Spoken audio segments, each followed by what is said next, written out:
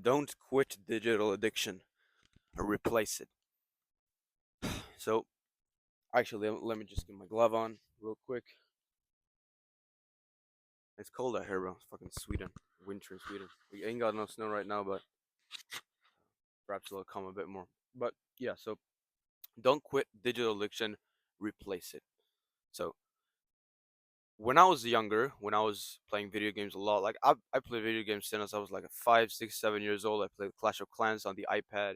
Then I got introduced to on like PlayStation games, like for example Overwatch. I played that a lot from like 10 to 14 or something like that. And yeah, it was interesting, man, because I was addicted to that shit for a long time, in my youth. But then it was interesting because I quit playing video games when I started going to the gym in 2022 when I was 15 years old. And I also started reading books at that time. I got introduced to masculinity, discipline, self improvement, becoming the best version of yourself when Tate was popping off in 2022. And yeah, I stopped playing video games that year. And it's interesting because when you look at what video games are and what weightlifting is and what reading is, for example, if let's look at video games first, they are basically like they're entirely based on progression and achievement and status and like getting to the next level, getting XP, grinding it, that kind of feeling. And video games, they're so addictive because of the fact that they give you these feelings of progression, of status, of achievement, and that your brain like you do want them. They feel very good. But in video games, you get them frictionlessly. You get them in hours instead of years. Maybe some video games takes years as well. I grinded Overwatch for so long and stuff. I know you can grind games like RuneScape for 10, 15 years on the same account and stuff. Perhaps it does take that time as well, but in most cases it takes a lot less time to get up to a great level where you get a lot of dopamine from it and stuff. You get dopamine from the get-go. But basically my point is that video games are very similar to weightlifting and also reading in nature because of the fact that all three activities are numerical in nature. Like you grind XP, like you get new XP, you climb to a new level and stuff, you get a new rank. It's all very tangible. It's all very quantified and stuff. It's easy to grasp, and that's why it's so addictive. That's why it's so dopaminergic. The same with weightlifting. You're curling bicep curls, let's say you start off with like 6, 7, 8 kilos. After a year, you're at 10, 12 kilos or some shit. Another year, you're at like 15. And yeah, you're just gaining XP. You're getting stronger at the gym. You're increasing the reps, the weights, all that stuff. Progressive overload. That's basically what weightlifting is all built upon. Progressive overload, right? So you do that, you get the progression feeling through that, and you get status as well because you look more jacked, and you get status from that. And with books, they're also very numerical in nature. You don't really get the same level of status, at least directly, by reading books. Obviously you can learn stuff in books that then translates into more status. um, but really what's happening is that you're just grinding away on this book. You're turning the pages. You're getting to a new height, like a new level and stuff. Your book pile is getting bigger and bigger, and it can get quite addictive, which is absolutely like it's so wonderful that like reading and weightlifting also have this effect on you, that they are like this by nature, and that it is possible to get addicted to them, to productive habits instead of destructive ones like video games and stuff. So when I was able to replace my video game addiction with things like weightlifting, I was able to I was able to quit it really. It wasn't like I tried to quit it before really, because I wasn't aware of this stuff. But it's just I wanted to give you this data set that like I didn't really know. I wasn't really aware of it at the time, but now that I look back, it's very interesting the moment that I quit video games was also when I started going to the gym, and the fact that they're so similar with when it comes to these principles of like status and progression and stuff. Hope you like my gloves, bro. Yeah, man. I fucking love them. Keep my hands warm at least. Yeah. So the same with books, right? And then we also got when it comes to um brain rot entertainment content, I was also a fucking fiend to that shit. I was addicted to that. I was a little dopamine goblin when it came to like I used to just come home and either stop playing video games like Overwatch, for example, or I'd watch content on, for example, Overwatch on YouTube, like on the TV and stuff. And I used to when I was 13 in 2021, I got addicted to TikTok and stuff. I consumed that for about 2 years. Snapchat as well, which is short form content when you're like sending these little gay pictures to your friends and stuff. They're not your friends, bro, but that's a side note. But I got addicted to that as well.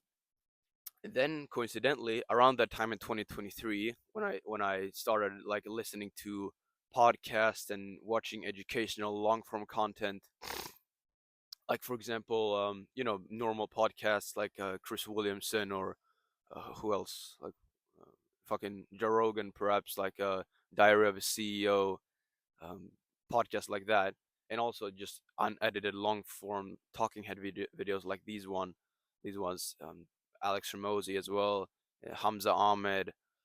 Um, um, I started watching a lot of their content, and if we look at like for example scrolling and then compare it to a podcast, when you're scrolling, you do get the feeling of learning. Like it is, because when you are engaging in all these like conversations, because that's really what you're doing when you're scrolling through shorts and you see one guy talk about this, you scroll to the next one, you see another guy talk about this.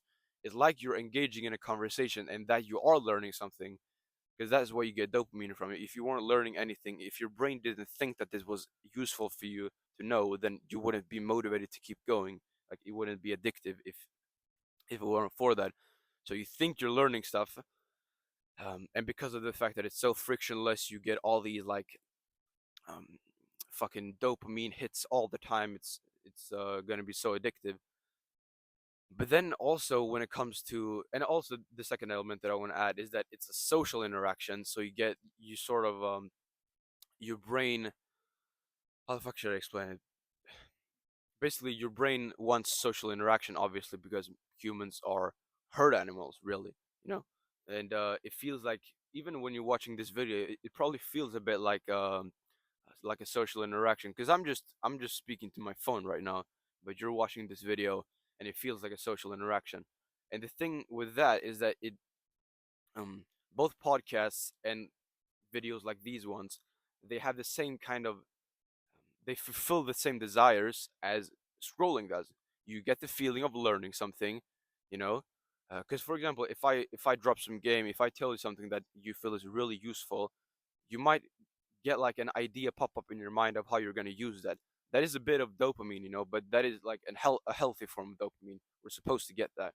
Not we're not supposed to get like this is an ultra fucking stimulating like like a normal videos that you scroll through or um so podcasts and videos like these ones, they fulfill the same desires as scrolling does, and things like weightlifting and reading that are very numerical specifically in nature, they also fulfill a lot of the same desires as video games do. And also, if you want to add another one, you can put martial arts in there, because martial arts give you a feeling of confidence and status and achievement if you do go and like do fights and stuff. Like I'm gonna do my first fight in a little bit more than a month from now in kickboxing. And so yeah, that's basically my point with this video is that if you can have activities in your day that fulfill the same desires as the um, addictions do, like scrolling in video games, you can quit them a lot more easily because your brain isn't craving them as much. So how do you actually practically do this? So let's say you think to yourself, when are you the most likely to indulge in digital addiction? Like, for example, when are you the most likely to start playing a video game or something. Perhaps it's when you're bored or when you're lonely, for example. Perhaps it's in the afternoon, like it is for me. Like when I come home from school in the afternoon, and I eat my pre-workout meal. It's the time that I'm the most likely to do something degenerate, like watch content that I shouldn't be watching, or do something like that. I don't really do that anymore, but it's when I feel most pulled towards it. And every once in a while, I end up like clicking on a YouTube video that I that's like not really relevant for me and stuff. That it happens, you know.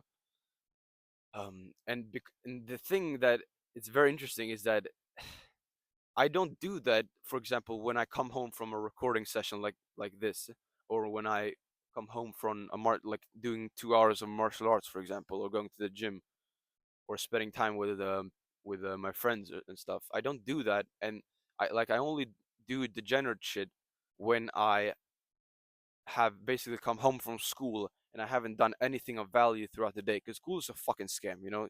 If you didn't like if you're on this side of the internet, if you're on self improvement and stuff, I assume you know that school is a fucking scam. Unless you want to go for your dream career and you need university for that. Sure, I'm not gonna condemn you for that.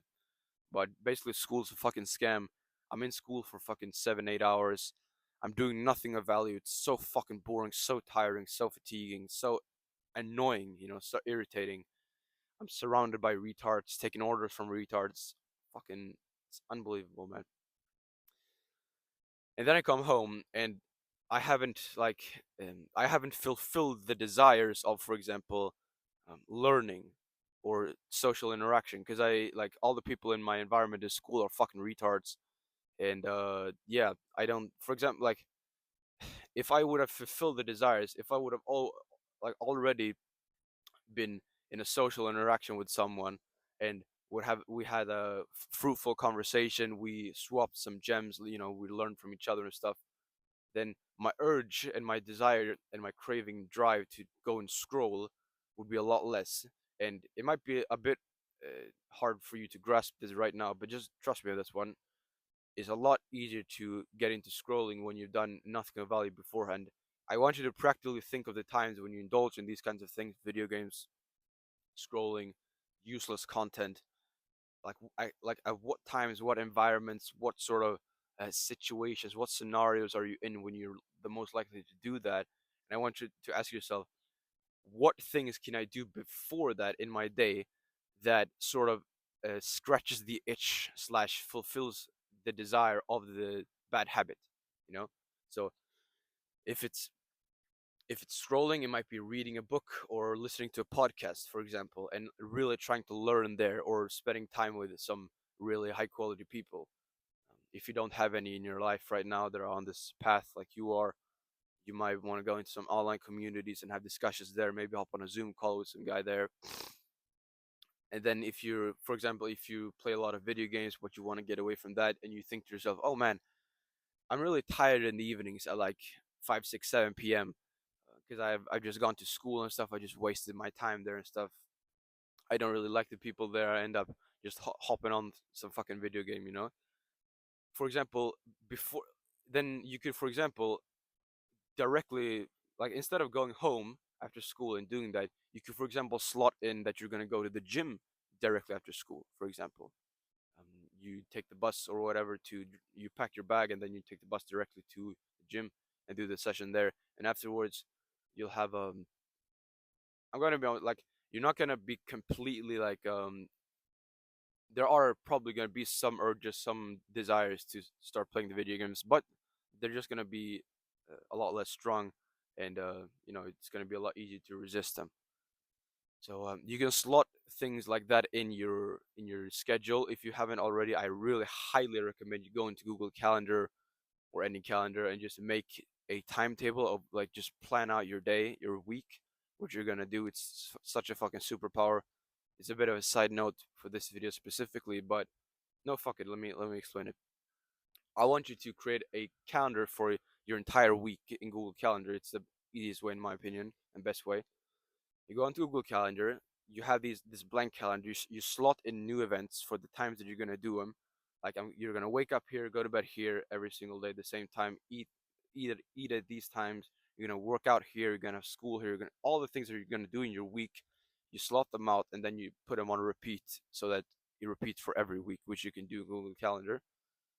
And then you just try to follow that as best as you can. And ideally, as we'll discuss in this video, you want to put something that fulfills like the desire of the bad habit before you naturally go and do the bad habit. So, for example, if you are, even if, like, bro, even if you're waking up in the morning on Saturdays or Sundays on weekends and just start scrolling, you grab your phone.